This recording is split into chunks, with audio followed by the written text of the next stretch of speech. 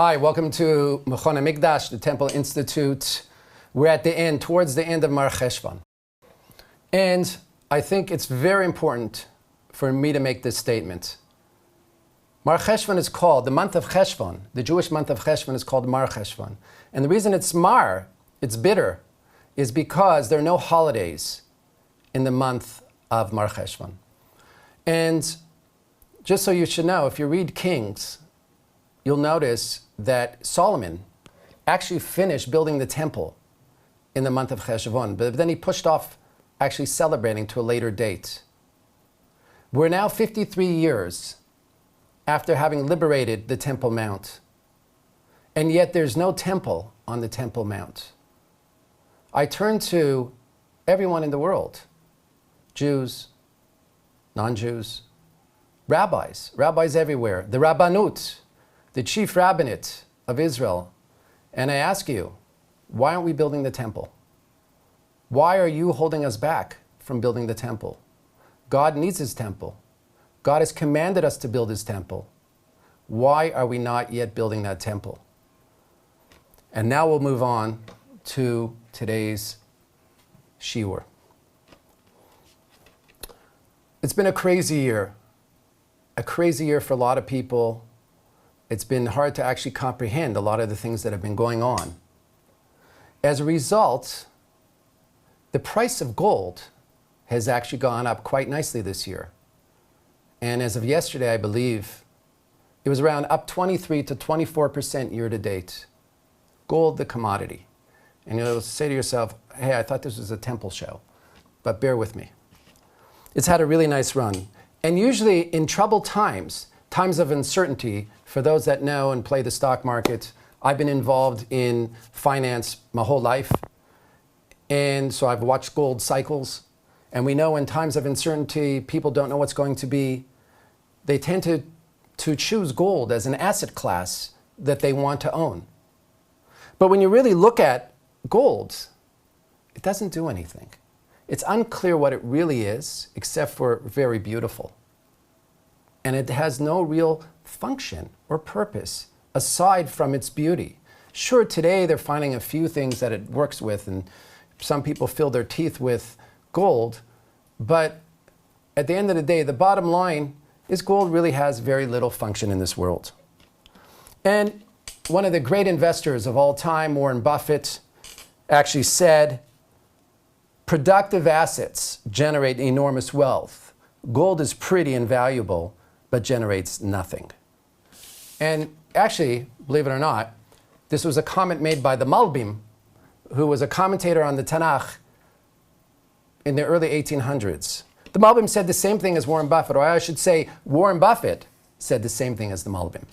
And the Malbim actually says, "Lulei hayu bnei adam mishtagim levakesh avenim tovot upninim uliknot otam bezahav." Had it not been for the fact that people need to use gold to purchase diamonds and jewels and all that kind of thing, lo yitzrichim el hazav, we would never actually need gold, because it doesn't have a purpose for us, except as a form of a currency.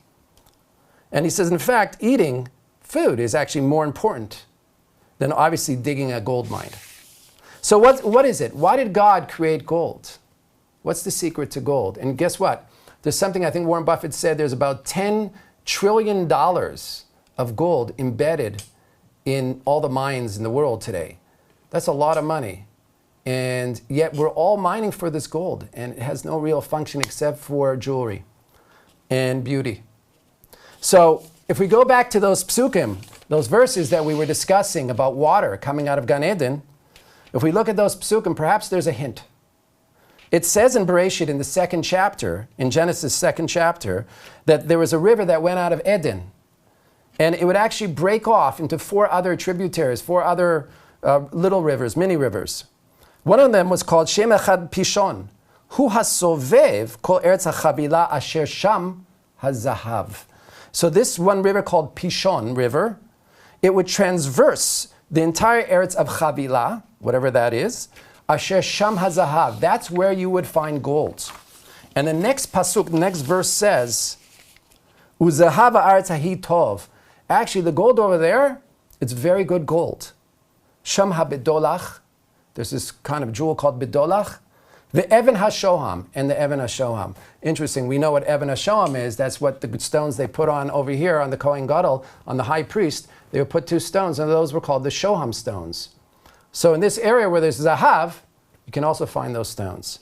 But why is it? Why did Hashem make gold if it has no purpose for us except for beauty? Sure, God makes flowers, makes fish. A lot of them have, one could say they just are for beauty. But that's not true. Everything has a purpose, everything has a function, everything is for a reason that God created. In fact, that's what the Rambam says in his intro to Perush HaMishnayot, to the Mishnah. So what's the reason here? And here's where a medrash comes in. This is the beauty of medrash, because they take these kinds of verses from the Bible, and then they sort of bring in from a different angle how to understand these psukim. So this is a medrash that appears many times, actually, in what's called Medrash Rabbah. Medrash Rabbah is one of the group of Medrashim, and this appears many times in Medrash Rabbah, not just once. And it was actually, the person who said this statement is Resh Lakish. Resh Lakish was the first generation of Amoraim in Israel. Amar Resh Lakish, this is in Parshat Bereshit, by the way, right here on this pasuk of Zahav, of gold. Resh Lakish said, Lo haya olam roi lishtamesh bezav. The world was not fit. It was not appropriate for the world to use gold at all. V'lama nivra. So why was gold created? That's our question. And it says, Bishvil Beit HaMikdash. It was the reason God created gold was to use it in the Mikdash, use it in the temple.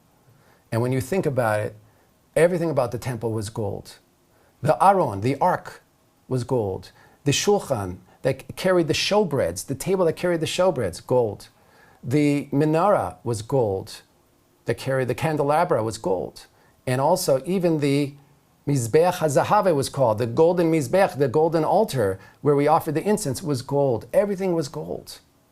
Many of the instruments were made out of gold. When they had money, they actually added handles to the different instruments of gold. We see that the Beit HaMikdash, the temple, was filled with gold. And then there's another medrash, similar medrash to this, because it says, Zavar Hayatov, the Zahav of the land, Hahi, the Zahav of that land is good. And the medrash explains that the word Tov here is referring to the Beit HaMikdash, to the temple, as it says, Ve'ein Tov ela Beit HaMikdash. The gold here is connected to the word Tov. Tov means Mikdash. How do you know that? Because it says in another verse, Hahar HaTov Hazeh v'Halevanon. This good mountain and the Levanon. And we know that that's referring to the place where the temple was. That mountain where the temple was. Har HaBayit, the Temple Mount. So we see this connection between gold and the Mikdash. You can almost say that gold isn't a regular commodity. It's a spiritual commodity. It has a spiritual energy to it. And hence why God created it specifically for us to build the temple. And maybe that explains why in the real world it doesn't have a physical function aside from its beauty. And I think that's a really good explanation. And I think Warren Buffett even would be very happy to hear this insight into what's behind gold and why one doesn't need to own it, because its purpose is solely for our temple. Thank you.